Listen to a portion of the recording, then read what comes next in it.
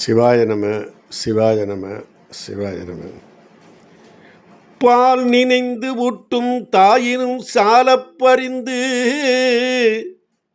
பாவியேனுடைய ஊனினை உருக்கி உள்ளொளி பெருக்கி உலப்பு இலா ஆனந்தமாய தேனினை சொரிந்து புறம் புறம் திரிந்த செல்வமே சிவபெருமானே, யான் உனை தொடர்ந்து சிக்கு என பிடித்தேன் எங்கு எழுந்து அருளுவது இனியே.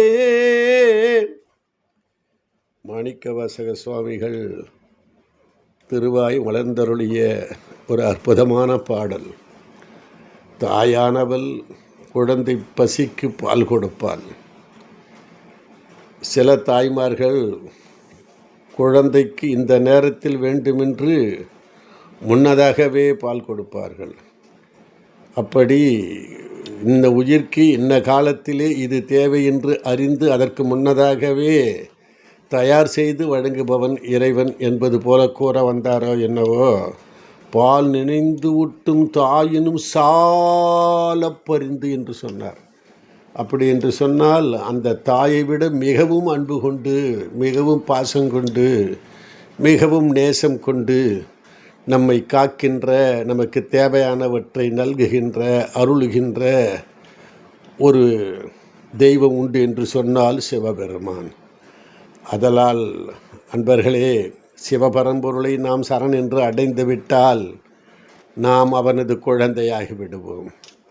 அப்படி நாம் குழந்தையாகிவிட்டோம் என்று சொன்னால், நாம் சேயாகிவிட்டோம் என்று சொன்னால் அவன் தாயாகி விடுவான். அத்தகைய தாயை பெறுவதற்கு நாம் என்ன தவம் செய்தோமோ.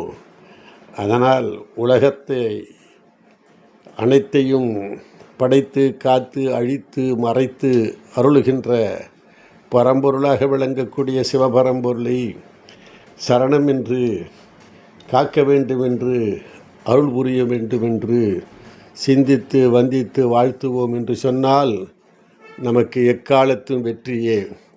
எனவே சிவபரம்பொருளை சரணடைவோம், சீர்பெறுவோம், பேர் பெறுவோம், நல்ல வாழ்க்கை வாழ்ந்து, அருளார்ந்த வாழ்க்கை வாழ்ந்து சிவத்தின் நிழலில் இளைப்பாறுவோம், சிவத்தை பாடுவோம். வாரீர். நன்றி, வணக்கம்.